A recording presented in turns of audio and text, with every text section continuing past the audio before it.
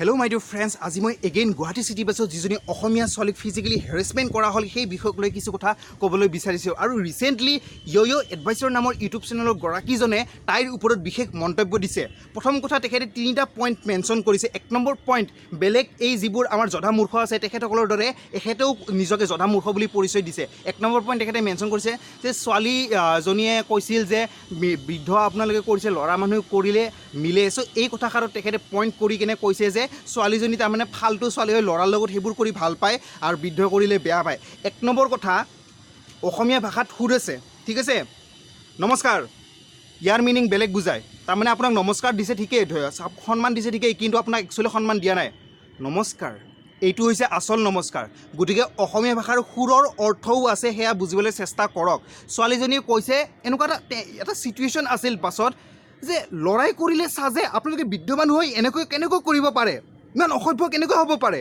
চ' ছোৱালীজনী এনেকুৱা ধৰণৰ কৈছিল। তাৰমানে এইটোৱে বুজাব বিচাৰিছে যে সাধাৰণতে কি হয়, ছোৱালী যেতিয়া বাটেৰে যায় তেতিয়া য়ং ল'ৰাই জোকায়, ঠিক আছে। গতিকে আমাৰ বৰ্তমান এইটো য়ং ষ্টেজ, আমি কিছুমান বদমাচি কৰিব কিছুমানে কৰে, কাৰণ এইটো নেচাৰেলি কেতিয়াবা হৈ যায়। আমাৰ জ্ঞান নাথাকে, আমাৰ য়ং জেনেৰেশ্যনৰ কিছুমানৰ নাথাকে, সকলোৰে তেনেকুৱা নহয়, মই তেনেকুৱা নকৰোঁ, কিন্তু কিছুমানে কৰিব পাৰে। চ' আমাৰ জেনেৰেশ্যনৰ কিছুমান ল'ৰাই কৰিব পাৰে কাৰণ তাৰ জ্ঞান নাথাকে, ঠিক আছে। নতুনকৈ এটা য়ং ষ্টেজত আহিছে বা এডাল্টহুডত আহিছে বা যৌৱন দেখা পাইছে। গতিকে সেই ল'ৰাজনক গালি দিলে হয় ছোৱালীজনীয়ে, কিন্তু সেই গালিৰ প্ৰক্ৰিয়াটো বা সেই মানদণ্ডটো বেলেগ হ'লে হয় যে তুমি কি তুমি কৰি আছা, অলপমান ছোৱালীক সন্মান কৰিবলৈ শিকা। ছোৱালীজনীয়ে হয়তো সেই ল'ৰাজনক তেনেকৈ কৰিলে যদি সেই বৃদ্ধজনৰ ঠাইত ল'ৰাজন থাকিলে হয়। কিন্তু তেখেত এজন বৃদ্ধ মানুহ আছিল, তেখেতে যথেষ্ট পৃথিৱী দেখা পাইছে। মই আগৰ ভিডিঅ'টো কৈছোঁ, তেখেতৰ নিজৰ সংসাৰ আছে, নিজৰ পত্নী আছে, হয়তো নিজৰ তাইৰ বয়সীয়াল ছোৱালী আছে। গতিকে নিজৰ বয়সীয়াল ছোৱালীৰ লগত এনেকৈ কৰিলে কেনেকৈ চাজে।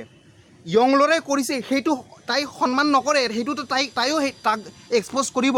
তাই কৈছে যে আগতেও তাইৰ লগত কিছুমান ল'ৰাই তেনেকুৱা ধৰণৰ কৰিছে, কিন্তু কথা হ'ল কি, বৃদ্ধ বয়সৰ এজন মানুহে কৰাটো কোনো পধ্যে কোনো ধৰণৰ মানে তাই অলপো সহ্য কৰিব মানে, যিজন পিতৃতুল্য হয় সেই কথাই বুজাবলৈ চেষ্টা কৰিছে। এইটো কোৱা নাই যে ল'ৰা আহিলে মই কৰি থাকিব দিলোঁ হয়, এইটো আপোনালোকৰ নিগেটিভ মেণ্টেলিটি, যে ছোৱালীজনীক আপোনালোকে নিগেটিভলি চাইছে যে ল'ৰা মানুহ যদি কৰিলে হয় তাই আৰামছে এনজয় কৰি থাকিলে আৰু গুচি গ'লে হ'ল। তাই সেই ধান্দাতে পুৰুষৰ চিটত বহিছে। আপোনালোকৰ যুক্তি পুৰুষৰ চিট, বাছত পুৰুষৰ চিট থাকে নেকি? গুৱাহাটী চিটি বাছত পুৰুষৰ চিট নাথাকে, লেডিজ চিট থাকে। লেডিজ চিটত পুৰুষে বহিলে উঠিব লাগিব, সেইখিনি অধিকাৰ দিছে লেডিছক, কিন্তু পুৰুষৰ চিটত দিয়া নাই। পুৰুষৰ চিটত যদি লেডিছে বহি থাকে, পুৰুষে উঠোৱাৰ অধিকাৰ নাই, লেডিছক ফাৰ্ষ্ট প্ৰিফাৰেঞ্চ দিয়ে। পুৰুষৰ চিট থাকে বাছত, যথা মূৰ্খ যুক্তি দিবলৈ আহিছে আপোনালোকে। আপোনালোকৰ দৰে মানুহৰ বাবে ৰেপিছ জন্ম হৈ আছে, সাহস পাই যে আমাৰ সমাজেতো একো নকৰে, অলপমান কিবা কিবি কওঁ তাৰপিছত পাহৰি যাব।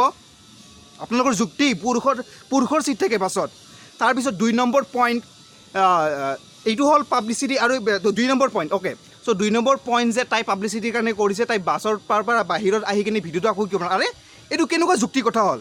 তাই ফ্ৰাষ্ট্ৰেটেড হৈছে, তাই আগৰ পৰাই সেই বস্তুটোক লৈ প্ৰতিবাদ কৰোঁকৈ আছে। আজি তাই সাহস পাইছে, তাই ব্লগাৰ, স্পেচিয়েলিষ্ট ব্লগাৰ হৈ তাই এনেকুৱা ভিডিঅ' বনাই থাকে। গতিকে বাছৰ পৰা নামি তাই ভিডিঅ'ত বনাইছিলে, ডাউন টাউন হস্পিটেলত গৈ আছে যে এনেকুৱা কেনেকৈ হ'ব পাৰে। আৰে তাই মনৰ কথা কৈছে, তাই বাছৰ পৰা নামি বনাওক, বিল্ডিঙৰ ভিতৰত যাই বনাওক, ডাউন টাউন হস্পিটেলত যাই বনাওক, তাতে আপোনাৰ মাত পাতিবলৈ কিহৰ আহে। নেক্সট পইণ্ট, তাই এনেকুৱা কেতিয়াও কোৱা নাই, ভিডিঅ'টো স্পষ্টভাৱে আপোনালোকে ভিডিঅ'টো ভালদৰে চাই লৈ মই ডিছক্ৰিপশ্যনৰ লিংকটো দি দিম, যে ভিডিঅ'টো চাই কেনে পাইছে, ভাল লাগিছে যদি লাইক কৰিব, এইবিলাক কথা কোৱা নাইতো। তাই কৈছিল যে এই বিষয়টোৰ ওপৰত, যে ছোৱালীক যি ফিজিকেলি হেৰেছমেণ্ট কৰাইছে তাৰ ওপৰত আপোনালোকে মাতক, আপোনালোকৰ মতামত দিয়ক যে এনেকুৱা ধৰণৰ মানুহক কি কৰিব লাগে। এইটো কথা কি কোৱাটো কি অপৰাধ হ'ল? ছোৱালীজনী এনেকৈ কৈছে নেকি যে ভিডিঅ'টো চাই ভাল লাগিছে যদি লাইক কৰিব?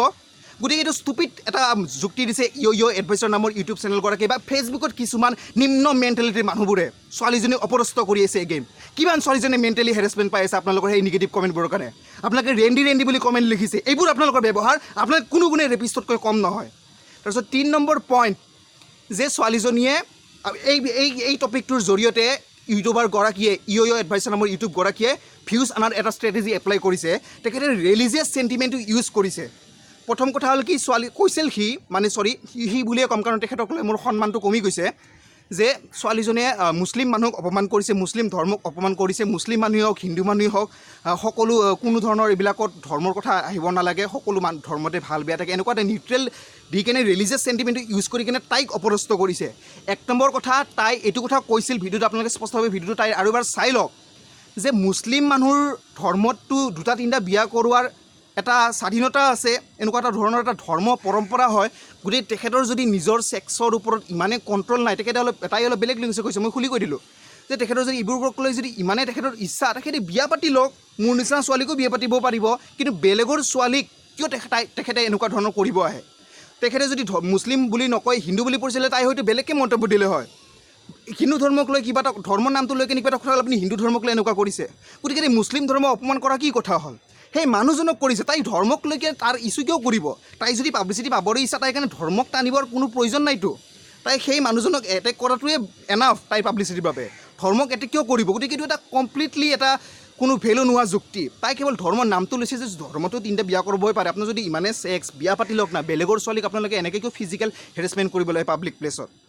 কথাটো ভালদৰে বুজি লওক। আৰু বাপৰে বাপ, এডভাইচৰ তোমাৰ বহুত জ্ঞান আছে, কি যুক্তি দিছা যে এজনে ক'ৰবাত ফেচবুকত কমেণ্ট লিখিছে মই বাছত আছিলোঁ তেনেকুৱা হোৱা নাছিল।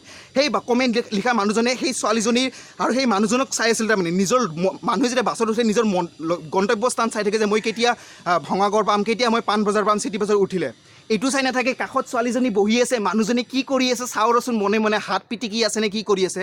তাৰমানে সেই মানুহজনে অসভ্য, সেই ধান্দা আছিল যে ছোৱালীজনীক সি কি পিটিকি আছে মই চাই থাকোঁ, পিটিকিব পাৰে, তাৰমানে তাৰো ধান্দা, সিও যাতে ছোৱালী কাষত যেতিয়া বয় সিও সেইবোৰ কৰে, সেইকাৰণে তাৰ ধান্দা সেইবোৰ যে একো হোৱা নাছিল। ফিজিকেল যেতিয়া পিটিকি আছিল, হাত লৈ কিবা কিবি আল্টু ফাল্টু কৰি আছিল, মানুহক দেখাই কৰি আছিলতো মানুহজনে। আৰু বাকীখিনি কি যুক্তি দিছোঁ এইটো আপোনালোকে আগৰ ভিডিঅ'ত চাইছে যে সেই মানুহজনে কৰিছে বুলি এইটো প্ৰুভ কৰিব পাৰি। তেখেতে নিজৰ পৰিচয় কিয় দিব পৰা নাই? যদি তেখেতে একো ভুল কাম কৰা নাই, তেখেতে মুছলিম বুলি কিয় পৰিচয় দিলে?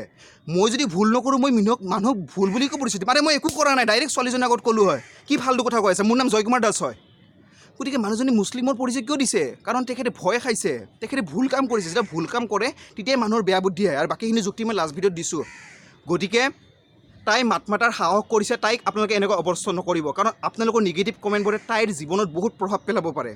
তাইক আপোনালোকে ৰেণ্ডি বুলি ফেচবুকত কমেণ্ট দিছে, আপোনালোকৰ যুক্তি গুৱাহাটীত চিটি বাছ থাকে, পুৰুষৰ বাবে স্পেচিয়েল চিট, ইমান মূৰ্খ আপোনালোকে, গুৱাহাটী চিটি বাছত পুৰুষৰ বাবে চিট থাকে। গতিকে আপোনালোকৰ এই নিগেটিভ কমেণ্টবোৰে তাইৰ জীৱনত বহুত প্ৰভাৱ পৰিব পাৰে। আমাৰ বয়সৰ ছোৱালী বেছি জাষ্ট মেচিয়ৰ্ড হৈছে, হয়তো 21-22 বছৰীয়া হ'ব। গতিকে এজনী য়ং ছোৱালী আপোনালোকে এনেকৈ অপদস্থ নকৰিব, তাইৰ মেণ্টেলি বহুত প্ৰভাৱ পৰিব পাৰে তাইৰ জীৱনত। তাই মাত মাতাৰ সাহস কৰিছে, তাই বহুত ছোৱালীক এতিয়া এনকাৰেজমেণ্ট পাব বেলেগ ছোৱালীয়ে, ঠিক আছে? গতিকে নাৰীয়ে নাৰীৰ বাবে ফাইট কৰিছে, তাতে আপোনালোকে এনেকৈ অপদস্থ কৰাৰ কোনো অধিকাৰ নাই। গতিকে ফ্ৰেণ্ডছ, বহুত বেয়া লাগিছে ছোৱালীজনীক যেনেকৈ অপদস্থ কৰিছে, ৰেণ্ডি বুলি কমেণ্ট দিছে ফেচবুকত চাই আছোঁ, বহুত বেয়া লাগিছে, দুখ লাগিছে। গতিকে আজিৰ বাবে ইমানে, সমাজখনক আমি উন্নতি কৰিব লাগিব। আমি ভিউজ পাবলৈ চবেই নিজৰ নিজৰ ফাইদাৰ বাবে টাইম পাছ কৰাৰ কাৰণে ফেচবুকত আমুকক কিবা পষ্ট কৰিলে এইবিলাক কৰি থাকিলে নহ'বতো। সঁচাৰ বাবে আপোনালোকে যুদ্ধ কৰক, সমাজৰ উন্নতি হ'ব। ধন্যবাদ, জয় অসম। আৰু ভিডিঅ'টো পাৰিলে লাইক কৰিব, শ্বেয়াৰ কৰিব, ছাবস্ক্ৰাইব কৰি ল'ব চেনেলটো। ধন্যবাদ।